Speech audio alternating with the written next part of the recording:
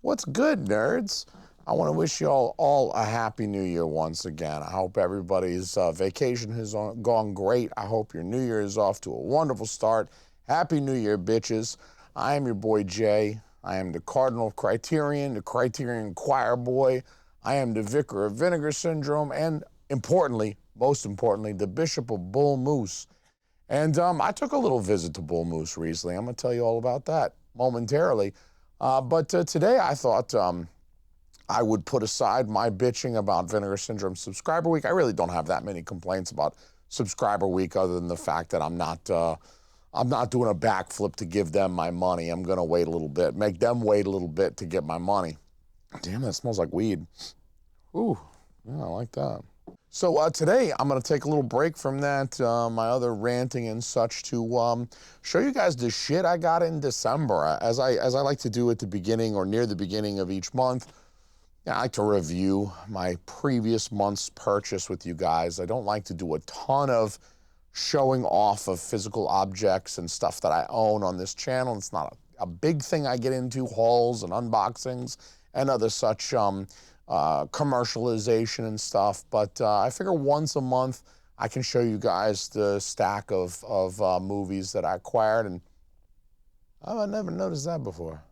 Anyway, this is a hobby that does kind of, at least to some degree, encourage the buying of things. So I'm going to show you the things that I got in December. Obviously, Christmas is in December, and as much as I am a Buddhist, I'm also Catholic, and so we celebrate Christmas around here, and undoubtedly, those of you out there who celebrate Christmas as well, if you're big into physical media, probably some of your loved ones are going to buy you some physical media for Christmas, and that's certainly the case with me as well. I did receive some very nice gifts from some very lovely people that I am very happy to have in my life, not just because they give me physical media in December. You people are a joy 365 days out of the year.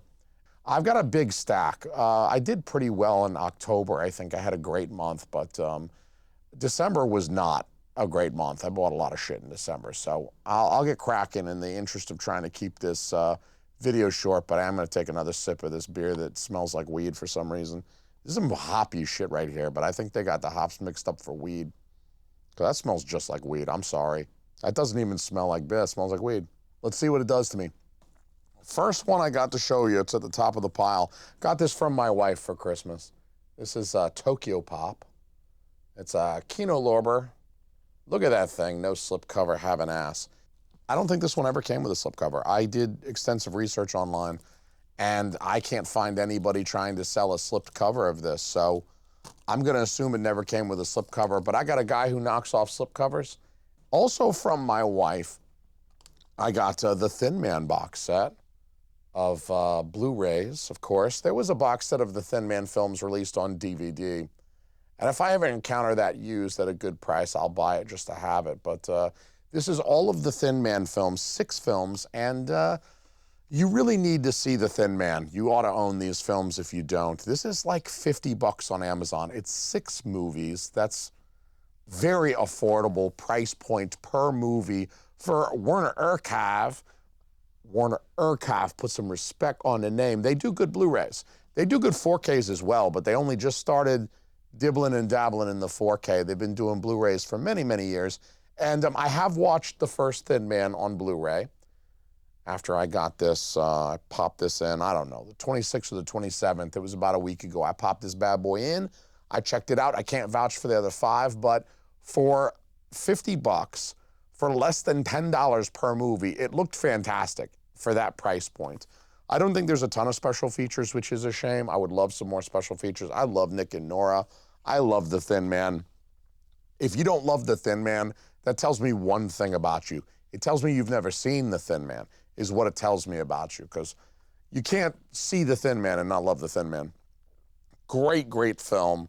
Great set of films. The first is the best, but, you know, they're all enjoyable.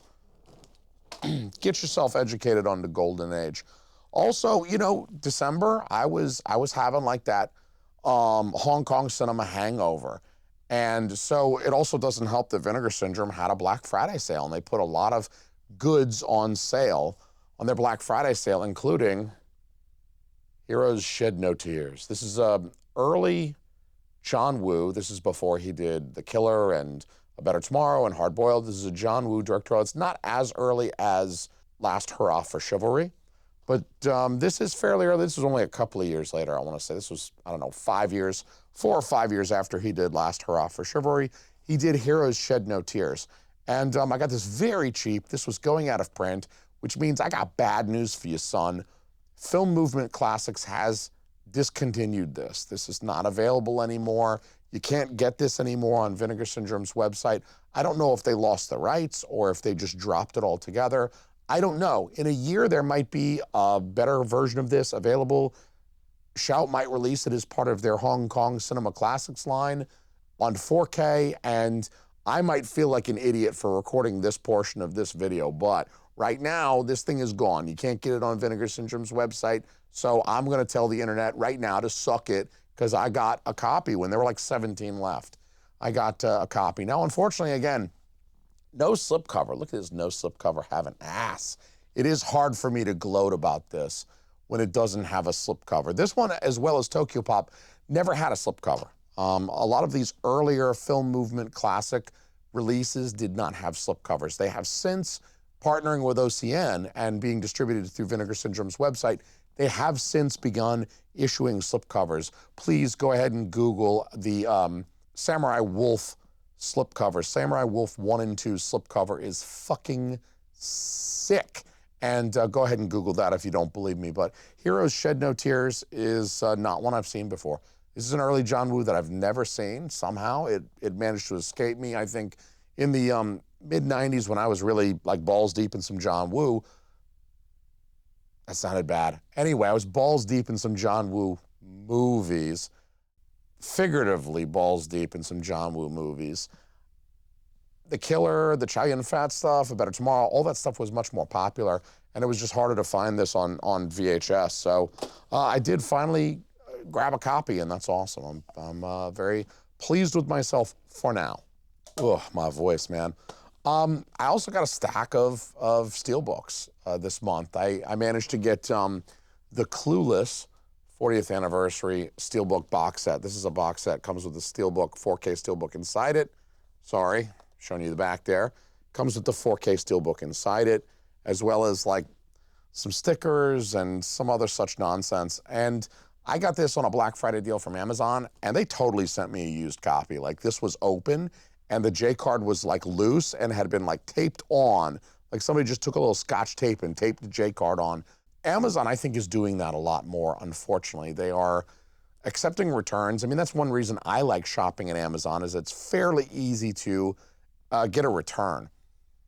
However, I've never been gormless enough to purchase a movie, unwrap the movie, and then send it back. Once or twice I've purchased a movie, and it didn't come with a slipcover. I lost slipcover roulette.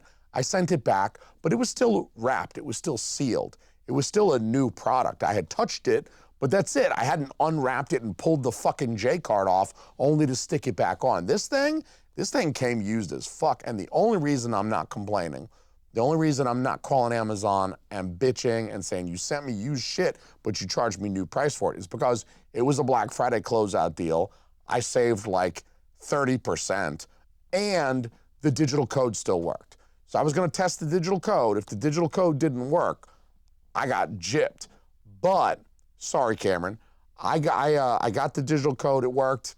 I decided to live with it. It's got a couple of dings on the outside, and it's like not even clean.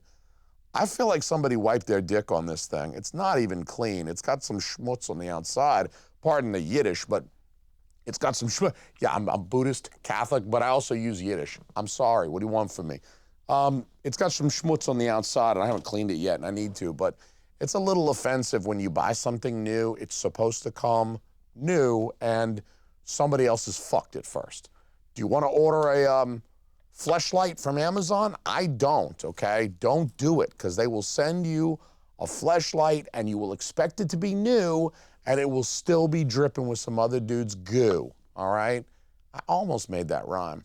I got a number of other Steelbooks. I got Prince of Darkness on 4K. This is, I believe, an Amazon exclusive still at this point. Undoubtedly, Scream Factory will eventually offer this through other retailers. I think their exclusivity with Amazon is temporary. This was like 45 bucks though when it first dropped. It dropped last year sometime, some months ago. I put a copy of it in my cart because I know that Amazon periodically they'll test the waters a little bit. You know, if I park something in my cart and I leave it there long enough, eventually they're like trying to hook me. They know that I've taken the bait a little bit, but they're trying to hook me. And eventually they will take a $45 movie and they will drop it down to like 32 bucks or 34 bucks. They'll drop it like 10 bucks or so. That's usually enough to hook me. A little dent right there. God damn it, Amazon. Unless one of my kids did that. I thought this one was long gone. I found a copy of this quite clearly. I found a copy of this at Bull Moose. And you can see that I also paid a sale price for it. I walked into a Bull Moose one day, see what was going on in the middle of December, maybe buy a book for my wife or something for Christmas, and there you've got Pulp Fiction. I thought this one was gone. This even has the digital code. This is obviously the US domestic version. I went and looked up online, and I didn't think they had reissued this. I didn't see anything about a reissue of this Steelbook. Maybe you guys can let me know down below if somebody knows something I don't. I wasn't able to find any information, but like 3 different Bull Moose locations I've been into had this for like 30 bucks. They had, I don't know, half dozen copies each. I picked it up quite easily, but when I went and Googled it, I was finding this same Steelbook for like 50, 60 bucks online. People trying to sell a copy of this on eBay, and I paid $30. I don't know. I don't get it, but I did not have Pulp Fiction on Steelbook. And of course, with Lionsgate Limited putting out all the Steelbooks, the Jackie Brown, the Kill Bill 2, now it sounds like Hateful Eight is also going to come to Lionsgate Limited Steelbook. Reservoir Dogs is Lionsgate Limited Steelbook. So it seems like the vast majority, and I've got Once Upon a Time in Hollywood on Steelbook, the vast majority of Quentin Tarantino's oeuvre is available on Steelbook. And who knows, with the 4K of Django Unchained, when that finally comes out, I might actually have the entire Quentin Tarantino library of films that he directed on Steelbook. So Pulp Fiction and Bull Moose helped make that happen. So I appreciated that particular little find. Also, I went to Bull Moose, took my brother to Bull Moose, and my wife was really interested in going to Bull Moose too. She was looking for a new book. Like 2 days after Christmas, I think it was like the 27th, we went to Bull Moose, just for fun. And I found the out of print and previously kind of unavailable Friday the 13th, right? 4K Steelbook, first Friday the 13th in there. And there it is, 17 bucks. What did I pay? Yeah, $17. Of course, it's pre-owned, but it's in pretty fair condition. I mean, you guys can see that. It's not too beat up for $17 for what is a quite nice 4K. A Steelbook that's, I don't know, this is another like $30, $40 Steelbook online. I'm not going to complain about saving money because that's something that I like to do. One other Steelbook that I got, this one I got for Christmas from my in-laws, my parents' in-law. I think my wife just said, hey, get him the Blade Runner Steelbook. My in-laws got me the Blade Runner Steelbook, the 4K Blade Runner Steelbook. I actually, I haven't watched this yet to see how it looks. I have not upgraded Blade Runner from DVD. Like, I got a Blade Runner DVD right over there. And that's what I was rocking. And I think I've had that Blade Runner DVD since maybe, I don't know, 2003, 2002. I've been rocking a Blade Runner DVD since the early aughts, more than 20 years. And so they finally upgraded me with the Steelbook. My in-laws for Christmas also got me Halloween Part 2 on Steelbook, 4K Steelbook. This is the Amazon exclusive. It's currently an Amazon exclusive. I don't know, again, how long that will last, but last October, Amazon and Scream Factory released the first 3 Halloween films in a 4K Steelbook. Yeah, why not? I mean, yes, I've already got Halloween 2. Yes, I've already got Halloween 2 on Steelbook. I don't have this Halloween 2 Steelbook, I mean, until Christmas. And then I got this Halloween 2 Steelbook, because why the fuck not? Do you own every Halloween Steelbook? Because if you don't, you got some work to do. Because I'm starting to get kind of bulky there. Now, about middle of the month, I don't know when, I don't remember when this came out. Maybe it came out on the 9th of December. I went and grabbed Black Christmas because I wanted to watch this on 4K this year in preparation for Christmas. This is one of the Christmas movies that I watched, I don't know, I watched on like the 19th or the 18th or something. It was several days before Christmas, but this is a fairly quintessential Christmas horror film. There's some really great Christmas imagery, and I thought the 4K looked great. I thought it looked really, really good. It had that really nice kind of lush, colorful, filmic, mid-70s look to it that I think it lends really well to like the Christmassy mise-en-scène. So I actually thought it was a very effective. It had been many, many years since I've watched the original. I don't know, I mean, maybe since like college at UGA, since I watched the original. So I was due for a rewatch, and I'd been meaning to pick it up, but then when they announced the Steelbook, I was like, all right, no brainer. I got to get the Steelbook because of my strange sexual preference for Steelbooks. Don't tell my wife, just kidding, she already knows. All right, like every one of you fools, I also picked up Dogma this month. I think I pre-ordered this one back in November, honestly. I can't remember. When did they open up pre-orders for Dogma? I don't remember, but I picked up Dogma from Lionsgate Limited. I know Umbrella did like the huge thing. I like Dogma, but I'm not like a huge Dogma fan. I'm not like a crazy person. I'm also not like, I am a Catholic, I mentioned that. I'm not like a crazy Catholic that's like anti-Dogma because Alanis Morissette played God and because Alanis Morissette's songs suck. Like, I'm not a big Alanis Morissette fan, but I'm also not getting my panties in a bunch over her portraying the Lord. I don't really care about that. It doesn't offend me on at a religious level. You know, it's a okay movie. I didn't think it was like, I think everybody's horned up about Dogma because it's been unavailable for so many years. That's the reason why I think everybody's got a big, big Dogma boner, or at least they did a month and a half ago, have a big, big Dogma boner because it was unavailable. And Blu-rays were $200 online and dumb shit like that. I think if Dogma had been continuously available, like, I don't know, Mallrats or Clerks 2, I don't think people would have had as big a boner over Dogma. I think Dogma was one of those movies that just kind of disappeared for a while. Oh well, Dogma's here. It's been a long time since I've seen it. I went to see this bitch in the theater, so I'm an OG, all right? And I'm looking forward to checking it out again. But I didn't need to get that like big, fat, chunky Umbrella thing imported or whatever. I'm fine with the Lionsgate Limited. I'll get the digital code this way. And you know, I'm good with that. I think that's good. I need to check it out again. It's been a long time since I've seen Dogma. Maybe I'll like it more upon revisiting it. I'm leaving that door open at least. I think it's a fine movie. It's just, you know, kind of middle of the road for me. And dare I say, it's even maybe slightly overrated by people online when you watch them. They're like creaming their pants over Dogma, and I'm just like, I didn't think it was that good. I didn't think it was good enough to jizz my pants over. The last Steelbook that I picked up this month was actually towards the very end of the month of December. As I like to do at the very end of December, it was probably the 28th, I don't know. I had dropped my brother and my mom off at the bus stop so that they could fly back to Atlanta. And I'll be honest with you, I was feeling a little bit sad.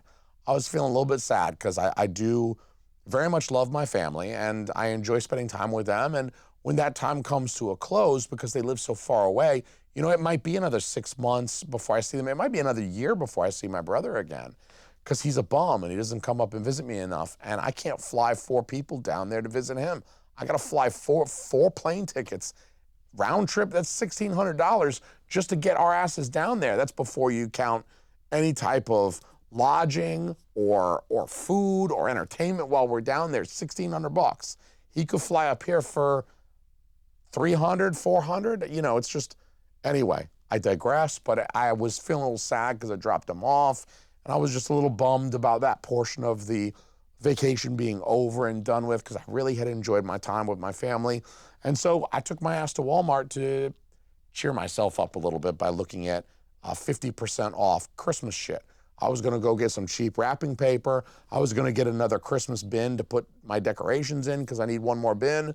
And see what else they had on sale. I got a giant inflatable Santa Claus for the front yard for $17. You can't argue with those 50 and 75% off Christmas sales. Walmart also had the Blues Brothers, so I, you know, cheered myself up a little bit with little Blues Brothers. It's been a long time since I've seen this one as well. So I'm actually looking forward to rewatching this one, checking this one out again, because it's been a long ass. Jesus, does this one have a dent too? God damn it, I got to get out of Steelbook collecting. Fucking Steelbooks, man. Anyway, looking forward to checking that out. Also, I managed to find a copy of The Mask. This is the limited edition, obviously. They haven't published the normal one yet, but this one had, again, I'd parked it in my my cart on Amazon, and I kept watching it kind of come and go. And I reckon this one sold pretty well. Just about everybody online I've seen has posted a picture of their copy of The Mask. So I'm not sure how much longer this is going to be available. I think I spent like 34 bucks on this. That is one thing I do love about Arrow, and I'll talk about it more in a future video, a very near future video. But just like some of the better Arrow sets are just like $34 for a 4K, a brand new 4K in a chunky box. And it's just hard to argue with that, because like Synapse will put out the same thing, a single movie in a chunky box with a booklet, and they'll charge $70 for it. It's like half the price with Arrow, literally half the price. Wild. Anyway, speaking of Arrow, I did what most of you fuckers also did. I pre-ordered Teenage Mutant Ninja Turtles back whenever this went up for pre-order. I don't know when this went up for pre-order. I can't remember what month it was, but it feels like it was a long time ago. I feel like this thing went up for pre-order, I don't know, back in August? I don't know when. I think I did pre-order this thing in August. I eventually got this because, you know, Amazon does the price matching, the price guarantee. They fuck you sometimes, Amazon does, with that Clueless box set that I said had been jizzed on. But this was $99 when I pre-ordered it, but went down to 58 bucks. I was eventually charged $58 for this.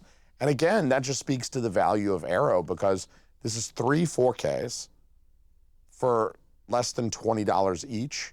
Brand new movies, brand new 4Ks in a chunky box. That's before you start counting any of the supplemental, the booklet, the readings. I actually do read the essays in most of these.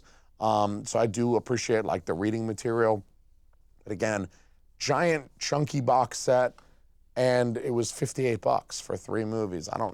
3 movies on 4K. And Arrow, look, I mean, people haven't exactly been singing Arrow's praises on the 4Ks lately, but I think, if anything, that's just proof that Arrow does such a good job consistently enough that people don't really, they've gotten used to Arrow putting out pretty quality 4Ks.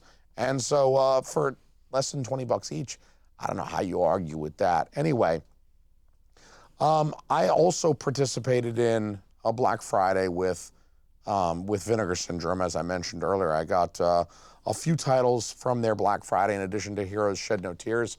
I also got New Rose Hotel. I'll be honest with you, I don't know shit about this movie. I only got it because it was selling so goddamn fast. I was watching this thing just go, go, go. The LE is gone. It was done before they closed up shop for a partner month on December 1st. This thing was gone. So I thought, these motherfuckers clearly know something that I don't. I'm gonna make the prudent move, and I'm gonna jump on the 4K of that. Is that focusing properly?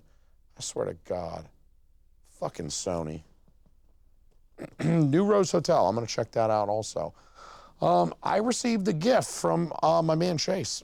We exchanged some gifts. I sent him some slips that he did not have for some movies that are impossible to get slips for these days, and he sent me some spare films that he had that I didn't, which is fucking awesome.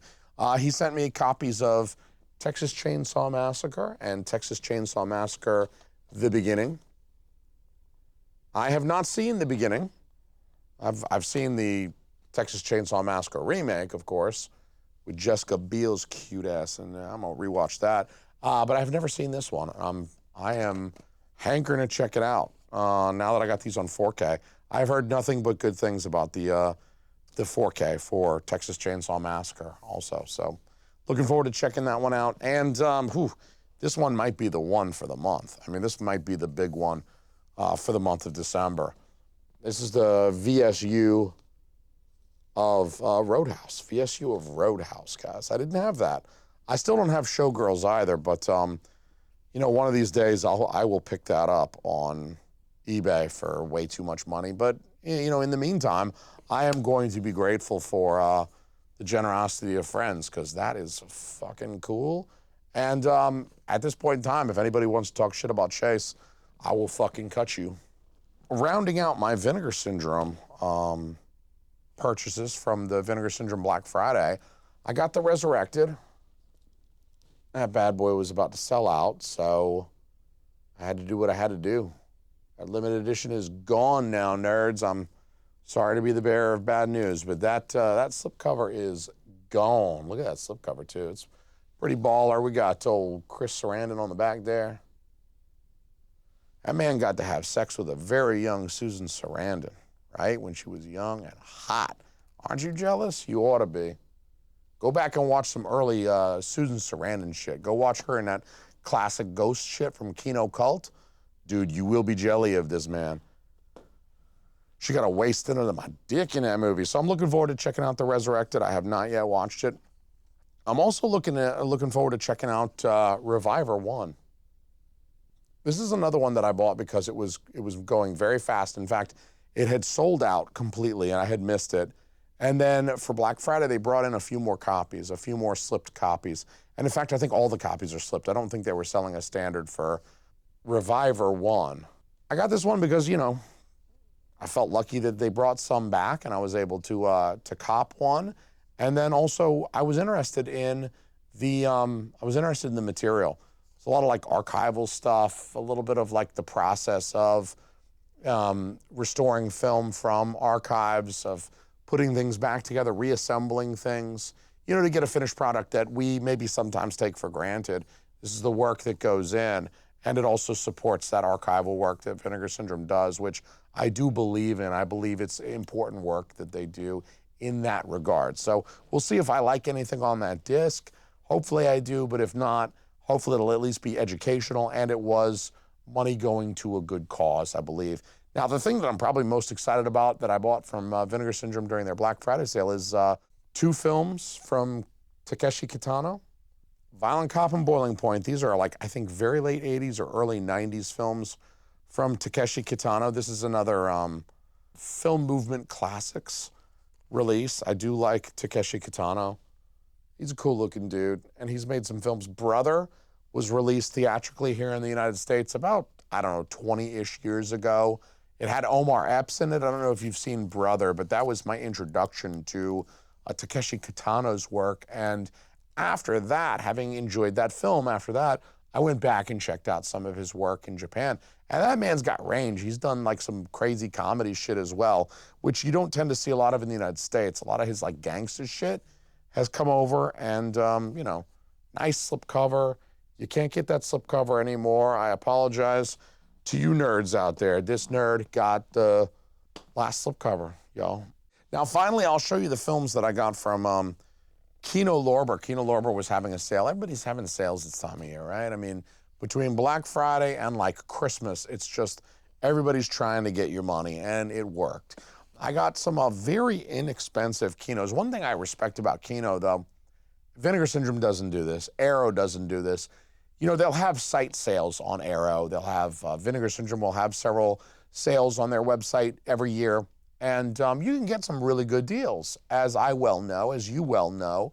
I think I got the limited edition of Mallrats on 4K for like $20. It's the limited edition with a slipcover, and it was wicked cheap, and I got it from, you know, an Arrow sale. $20, brand new. How are you gonna complain about that? Most of the films that Vinegar Syndrome and Arrow and others offer, when they offer a site sale, are older films. Vinegar Syndrome notoriously makes you wait at least 6 months before they'll put a film on one of their reduced sales. With Kino, it's not that way. I appreciate Kino because they will put some of their newer releases as well, not all of them, but one of the newer releases that I was very much looking forward to, that I did get as part of that sale, is The Cat and the Canary.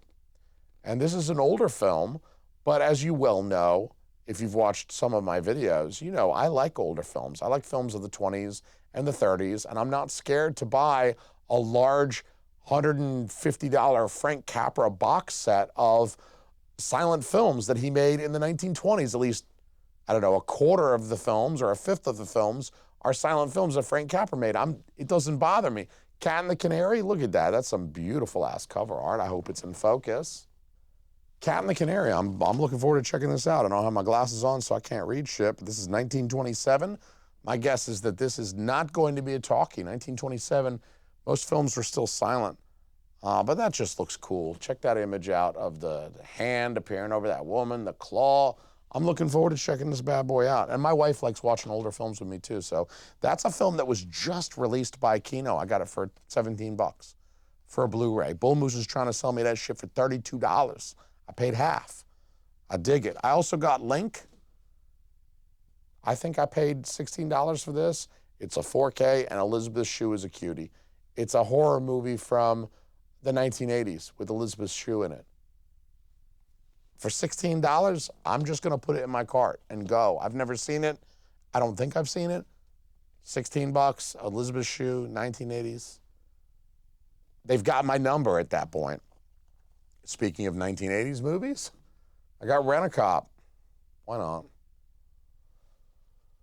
Fucking pour one out for Bert while I'm watching it, you know what I'm saying?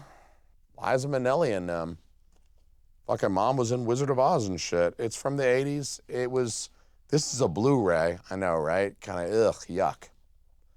4K, they didn't do a 4K. So this is a Blu-ray, I bought it anyway, you know. I knew it was wrong, I bought it anyway. But it was also like $8. So again, it's not a big loss. If you don't wind up liking the thing, who gives a shit? It was $8. I'd turn around and send it to one of you guys, you know. Merry Christmas next year, if I think it sucks.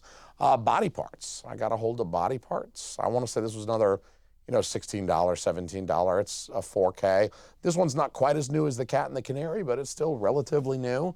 And how do you argue with those prices? When you can get a Kino 4K brand new for under $20 with a slipcover, I don't think you argue with that. Finally, the last one I'm going to show you this month is Coneheads. These came in on Christmas Eve. I got this box of Kino movies. Coneheads, kind of helping me to complete that cycle of kind of early to mid 90s sort of resurgence of Saturday Night Live stars going into, it's like that second generation of Saturday Night Live stars that were like busting into films. I think the early 80s, late 70s and early 80s saw that first wave of SNL related actors like Chevy Chase, Steve Martin, Bill Murray kind of blowing up and getting into films and becoming very big in the 80s. I think we saw a second cycle of that, a second wave of that in the early to mid 90s with films like Coneheads, which kind of revived that, an older SNL property, but Wayne's World, of course, 1 and 2 were early to mid 90s, and also, you know, SNL property that got brought over to the big screen. And then after that, you saw guys like Chris Farley, Adam Sandler, David Spade really start to blow up in films like Happy Gilmore, Black Sheep, my favorite, Billy Madison. Coneheads helps to complete that, cycle. So that is the last one. I mean, I should have saved Roadhouse for last, because that was the one I'm still cleaning my shorts out from Roadhouse. I mean, I got a pair of underwear. I just had to straight up throw away the underwear I was wearing when I opened that box. That's what I'm saying. Anyway, I hope that you enjoyed the video. I appreciate you indulging me as I show you the physical goods that I acquired and spent money to do so. And as a Buddhist and even as a Catholic, I feel somewhat badly about my engagement in commercialism. At the same time, I want to buy every 4K that exists. So I want to thank all of you people for being along for the ride and hanging with me. I'm looking forward to 2026 with you fuckers just sitting in my lap the whole way. Just very happy to have all you people along for the mustache ride. Anyway, I'm going to drink the rest of this. I'll catch you guys on the flippy dippy. I'll see you guys later. Have a good one. I love you. Adios.